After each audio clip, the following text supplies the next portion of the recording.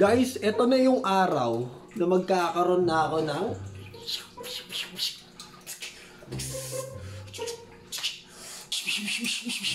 alam niyo na yan kung ano yan. Hindi ko muna babanggitin dito sa unang part ng video na to kasi alam niyo na yan kung ano yan eh, no? So, time check, 7:33. Kaya tara na, let's go. Bibili rin ako ng Tagalog na Tamiya kasi ang dami ring nag-request na gusto nilang bumili. Maglalagay tayo sa Shopee niyan ngayon. Yun na pupuntaan natin. Tara na! Let's go!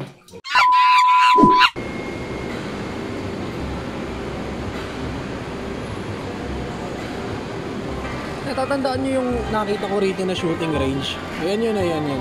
Doon sa may taas yun. Ito yung unang nakita ko na shooting range dito sa may Divisoria. Kaso nun, sarado. Pero ngayon, bukas na siya, pre. Tignan natin kung pwedeng masilip yung taas para makita natin yung facilities sa taas eh, no? Ito yun guys, oh. Meron silang regular war game, may target shooting din, tapos may regular tryout game. Kuya, yung dun sa may target range, open din ba siya? Hindi kami nag-open range. Ay hindi. So yun, sarado pala. Kala ko bukas na. Sa zoo pala yun. So wala yung target range dito sa may Divisoria. Hindi na siya nag-ooperate ata kasi matagal na daw sarado yun, hindi pa nagbubukas. So tara na, sayang. Mukhang maganda pa naman yung nasa taas nun.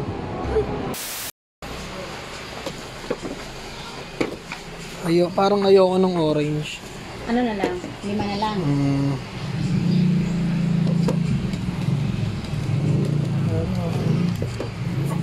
Pero sige, pwede na. Ano lang eh. Yung sticker, ano ba? Ano pa mo?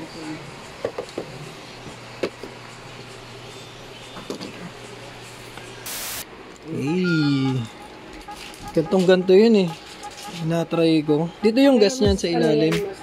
Dito yung gas. Okay. Yung bibis na ito, may sariling ano din. Gear na 20 grams or 23 grams. Sige, turo mo na lang sa akin. Ito, pakibalik nga po. May kasama pang card yan. Itong card to, ATM to. Withdraw mo? Wala ko ATM eh. Tapos may gold coin.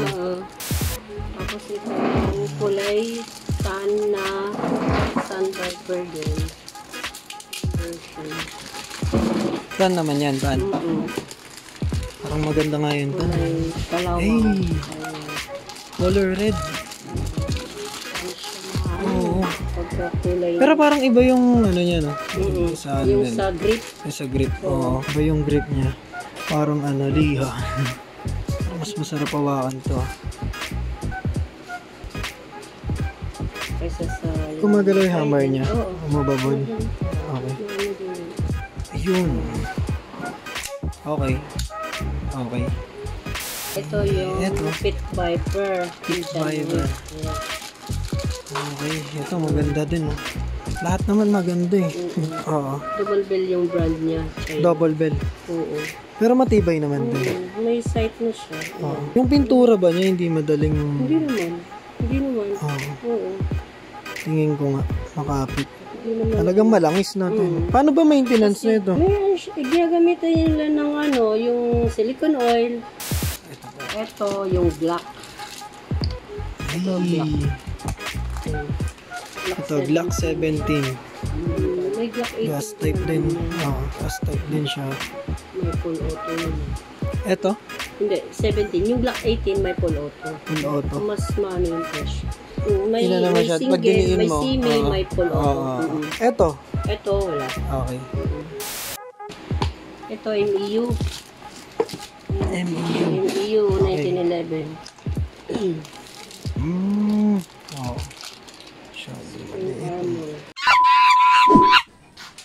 Tom! At dahil ang tagal ng e-bike, wala pa yung mama ko. Hindi ko pa mabiyahe itong box papunta sa amin. Tandaan niyo itong lugar na to. Yan. Na-miss nyo, no? Lugar ko to dati. Dito kami nakatira. So, basta, yan. Buksan na natin to dito. Yan, yung ano. Basta, bibihin na natin dito yung Pit Viper na nabili ko. Dahil hindi na nakapag-itay eh, no? Mamaya-maya magdidilim na. So, hanggat maaga, buksan na natin to. Yan pala si Atom. Nakalimutan nyo na. Yan si Smush. Si Baste na laging nasa umpisa ng vlog ko dati pag nagba-vlog ako. At tsaka si Brando. Ang pinakamaingay at parang nangangagat. Tignan nyo, parang mangagat yan. Aray! So, ito yung double bell natin dito na John Wick 4 High Kappa 5.1 version. Pag bibili kayo sa akin nito, may plastic pa yan. Malalaman nyo talagang bago. Tapos yung bawat bibili, ibibideo ko. Tapos iti-testing ko yung pinaka-unit nyo. Hindi pwedeng hindi natin te-testingin dahil napakamahal nito. So, yung pinaka-unit is naka-plastic pa yan. So, ayan. Ito yung John Wick 4, pare. Pit Viper. Baka Pit Viper yan. Hindi nga lang nanunuklaw. Ito yung magazine niya. Yan, 30 rounder yan. Napakadami ng pwede nating ilagay. Tuloy-tuloy yan. Dito yung gas sa baba. Pag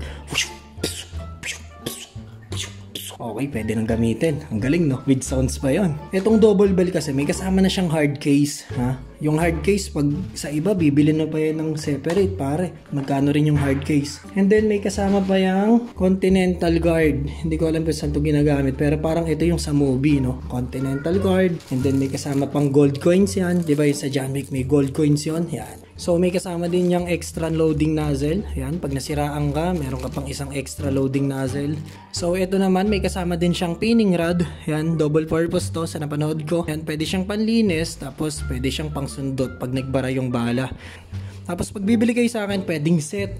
Pwedeng hindi. Pero mas magandang set dahil hindi ka na mamomblema. May kasama ng gas yun. And then, etong 0.23 grams natin dito na 4,000 shots yan, ba? 4,000 shots, sulit ka na dito. Pwede mo pang pulutin pagkatapos, no? Pag walang ibabaril sa pader kasi siguradong basag na yung bala nun. So, mamaya masusubukan natin to. So, pwede natin siya lagyan ng extra attachment like nung flashlight, tsaka laser, pwede dito. Yan.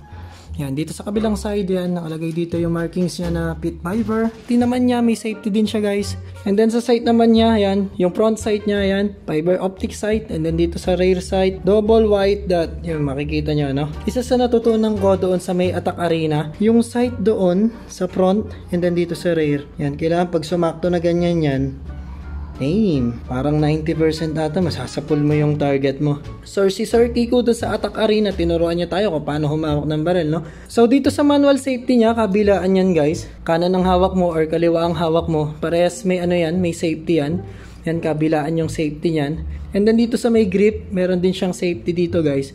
Ito kung mapapansin nyo, napupush yan. Pag di nadidiinan to, hindi natin makiklik yung trigger. So ayan, makita nyo yung trigger, diba? Hindi umuusad. Pero pag pinindot natin yan at nadiinan, mapapansin nyo yung trigger, napipindot na siya. So, ito example yan. Kasa natin. Nakita nyo yung hammer sa likod? Bumaba, di ba? So, pindutin nyo yung trigger nang hindi natin pinipindot to. Oho, di ba? Hindi siya umaangat. So, pag nadiinan yan, tapos anuin natin yung trigger, ibig sabihin, pwede nang gamitin. So, ayun, nakita nyo, tumaas, di ba? So, pwede na. Tara, subukan na natin to sa labas. So, yun yung target natin, guys. Ay, nakikita nyo yung CD na yan. Magmula dito, yan yung tatargetin natin. So, yung tamang paghawak, huwag nyo kalilimutan. Yung daliri natin, hanggat di tayo pumuputok, nandito lang dapat sa gilid yan. And then, yan yung turo sa atin ni Sir Gigo, pag ganito. And then, payakap na ganyan. Parang, eto kasi kailangan tumadiinan, di ba? Yan, pag ganyan. And then, pag ganon. Diba? Pagkahawak mo, pag ganun, kasa na natin, yun yung target. So, isang kasa lang to, hindi nyo kailangan kasa ng kasa dahil ano naman siya, automatic naman siya. Baka tamaan ka dyan. Ang gano'n, daddy. Saan ako yan? Sa akin. Ito. Saan? Totoo eh, laruan lang din yan. Baka tamaan ka. Bigla-bigla ka sumusulpot. So, ayan. Ang gara tatay ko, no? It's a prank eh. Gulat ako kag.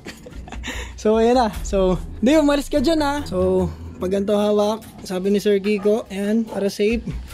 And then, kasa na natin. Isang kasa lang. So, okay na yun. So, pag ganyan. And then, yung trigger, tutok. So, 3, 2, 1. Let's go. Aim. Ay, lakas talaga, guys. Ay, butas pare. Basak yung CD, guys. Feeling ko butas-butas siya eh. So ayan, feeling ko yung CD butas-butas na, guys. So tuloy na natin to. 20 rounds yun eh. 20 rounds yun nilagay ko yan. So, isa pa. Ay! Nakita nyo, basag agad. ibang-iba talaga siya sa pellet gun. So, sakto rin, no? Ubus na yung bala. So, automatic yan. Pag wala ng bala, ganyan siya. So, bababa natin. Tignan nyo naman yung tama. Butas talaga. Oh, so butas na butas yung tama niya. Imagine niyo kung ibabaril pa natin to sa daga o kaya sa balat talaga, siguro bumabaon to, no? Talagang nakakapatay pa talaga to ng daga. Sabi nga dun sa mga napanood ko, tsaka dun sa binilang ko, talagang nakakapatay daw siya ng daga. Subukan natin to dun sa spiral natin, yung umiikot na target sa bahay, kung pag uwi ko maliwanag pa. So yun lang guys, medyo madilim na sa labas. Di pala, madilim na talaga dahil mag-aalas 7 na. So subukan na lang natin sa susunod pa na video. Gagawa ko ng maikling video yan para mas kita nyo yung barel. Pero for now, sa mga may tanong at gustong mag-PM or mag-inquire, message ako dito sa Facebook page ko na Kulotski Toy Stories yan. Tapos yung Kulotski TV. So kahit ano dyan, PM nyo ako dyan. Ayan, sasagot na tayo dyan. So, maraming salamat sa inyo. Sa wakas, nagkaroon na tayo ng pinaka-pinapangarap ko na gas type, pare. Tapos di lang basta-basta gas type yan. Yan pa yung John Wick, pare. John Wick 4. Yan. Yan, yung John Wick 4 Pit Viper, pare.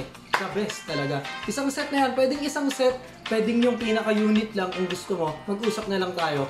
So, PM mo ko. Maraming salamat. Kita kits. Don't forget to like this video. Yeah. Bye-bye.